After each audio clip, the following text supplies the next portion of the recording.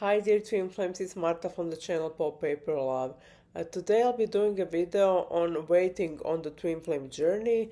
If you are new, you can subscribe. And just a short info, I'm a Twin Flame coach.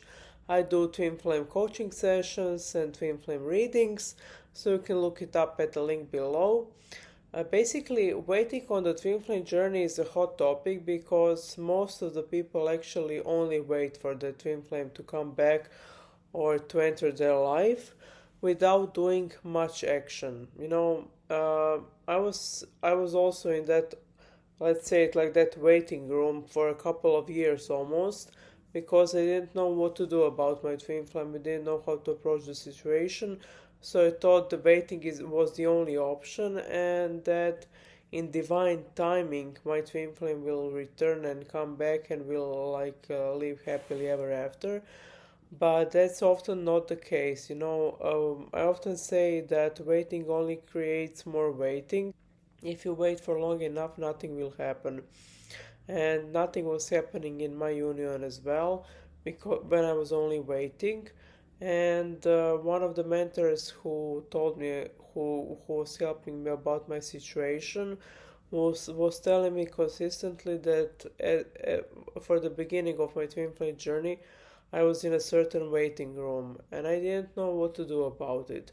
And I one situation with one man who was kind of my business partner, and he betrayed me really deeply, and that was the turning point in my situation of waiting, because I realized I need to go back to God, just not just passively wait. I need to take an active approach. So I returned back to church. I started going to the mass. I started to go to confessions, and I also find the twin flame community that I'm part of even today. That's a community of people who are on their twin flame journeys, and who receive, most of them receive help on their twin flame journeys. I started to receive coaching sessions from the people who were walking this path even before me, and I enrolled in Twin Flame Ascension School and Life Purpose class, and that really propelled my journey. But the problem with most of the people on their twin flame journeys is they think that their union is just gonna happen if they wait for long enough. But let me ask you this. If you have been waiting for a certain period of time, let's say days, months, years, did anything change? Did your twin flame come back, or do you think you have to put in some work? Because in most of the cases, in almost all, you do need to take it into your hands, in a sense that you have to do the healing, you have to approach it actively.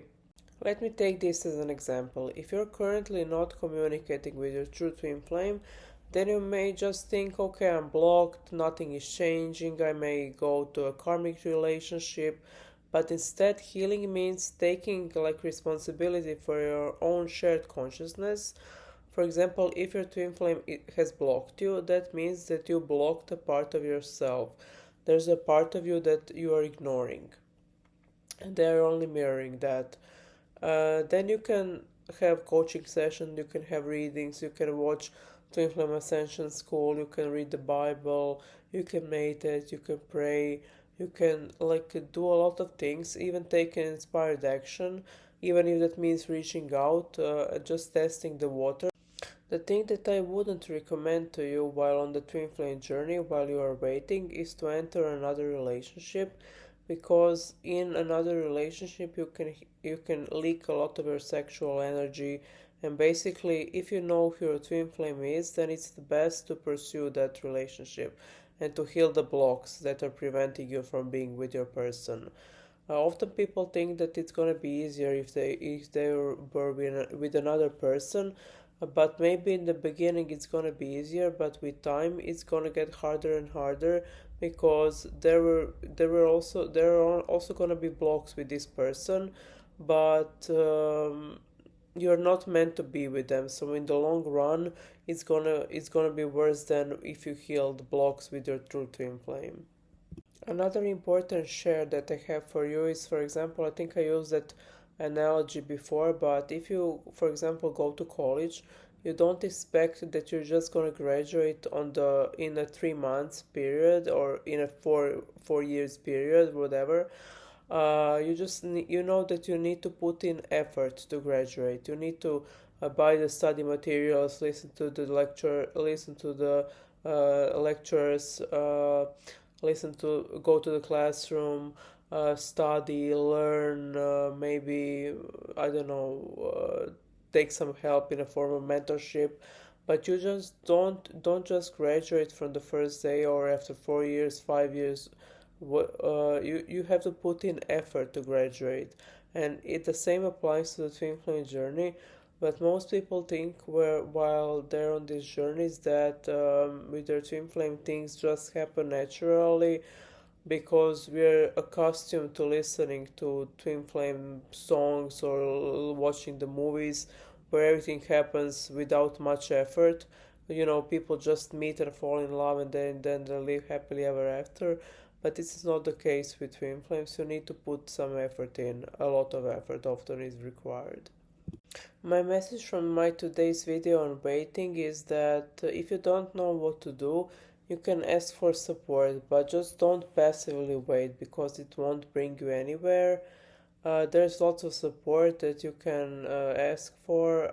For example, I'm a coach, as I said, and you can reach out to me. You can do a lot even on your own.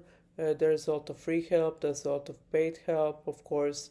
Whatever is the best approach for you, you can take on, and just take action and start doing something. So, see you soon. Bye.